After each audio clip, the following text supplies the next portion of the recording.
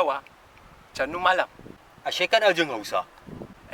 Kwalai kuwa muna ji Hausa kamar jaki a Kano, saboda mun dade a Alewa. Gaskiya ne, ni suna na Jikan Harbo kuma muna ba da magani na kowace cuta da take damun mutum. Kai malam, ba za mu ciya ba, kawai ki tafi. Kai da Allah, in ba za ka siya ba cewa za ka yi Allah ba da sa'a. Ba wai ka ringa korata ba, ka san kowaye ni? To, wane ne ke? Ni nan da kake gani na ɗan baiwa ne ni, ina da wata ɓoyayyar baiwa. Ke dan baiwa ne, sannan kuma ke ma kina da baiwa, kin boye ta.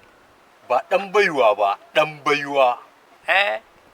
Mu ma aka ne mun ce hai, dan baiwa mutum wanda ana ciyanci, saboda ya yi aiki.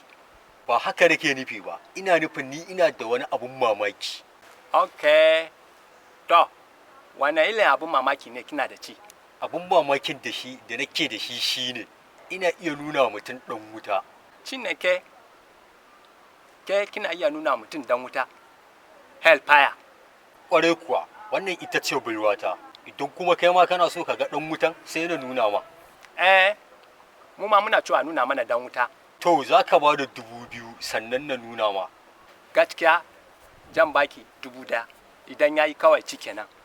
Shi kenan na rage ma, kawo 1,000. Ki fara nuna mana ci tukuna. A'a, pay before service. To, ci kenan.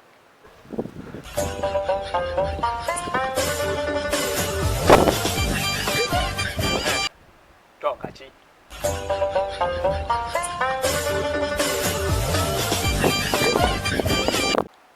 Yawwa, ƙaraso a fice.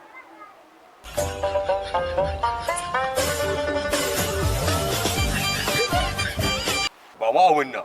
To, ga.